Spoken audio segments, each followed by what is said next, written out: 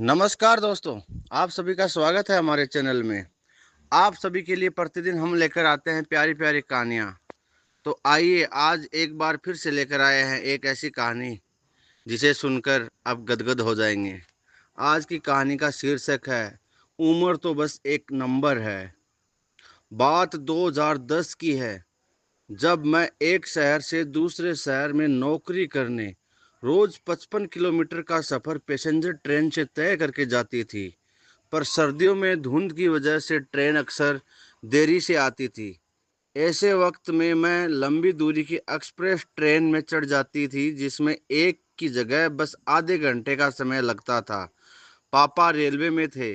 उनका first class का पास हमेशा मेरे पर्स में रहता था, इसलिए टीसी भी मुझे कुछ नहीं कहता था। एक दिन ऐसे ही मैं एक एक्सप्रेस ट्रेन के स्लीपर कोच में चढ़ गई थी।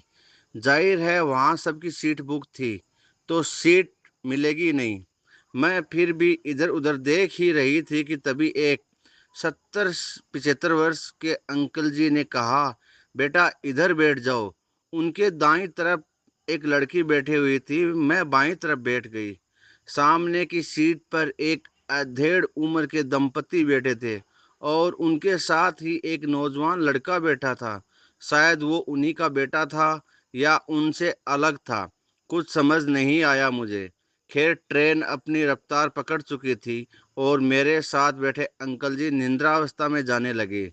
थोड़ी ही देर में वो कभी मेरी तरफ तो कभी दूसरी तरफ बैठी लड़की के ऊपर गिरने लगे। मैंने सोचा उम्र का असर है शायद, इसलिए मैंने भी ज़्यादा कुछ नहीं सोचा।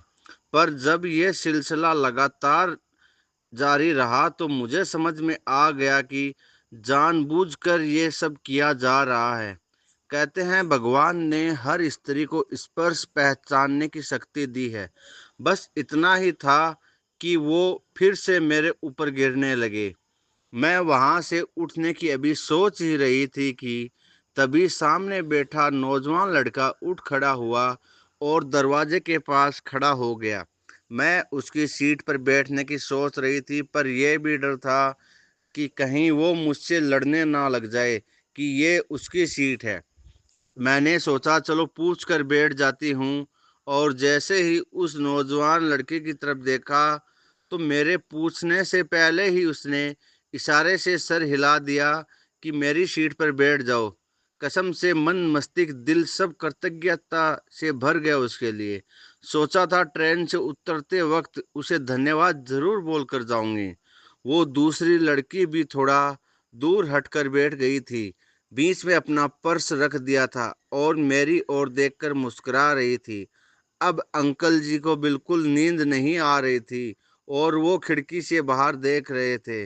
मेरा स्टेशन आ गया था और उतरते हुए उस नौजवान लड़के को मेरी नज़रें ढूंढ रही थी, आभार व्यक्त करने के लिए। पर कुछ लोग सच में किसी के धन्यवाद के मोहताज नहीं होते। दिल से आज भी दुआएं निकलती है उस नौजवान लड़के के लिए कि कितने अच्छे संस्कार दिए थे एक माँ बाप ने अपने बेटे को। यहीं सोचते सोचते मैं अपने काम पर पहुंच गई और अपने समस्त स्टाफ को इस बारे में बताया।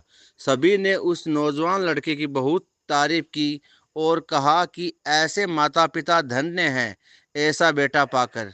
अब मैं हर बार ये कहानी बताकर सभी औरतों के प्रति अच्छा व्यवहार करने के लिए प्रेरित करती रहती हूँ। वाकई उम्र तो बस एक संख्या है, किसी को परेशान करने के लिए या किसी की सहायता करने के लिए। यह कहानी आपको कैसी लगी कमेंट बॉक्स में ज़रूर बताएं। साथ ही चैनल पर आप नए हो तो सब्सक्राइब ज़रूर करें और बेल आइकन को ज़रूर दबाएं। धन्यवाद।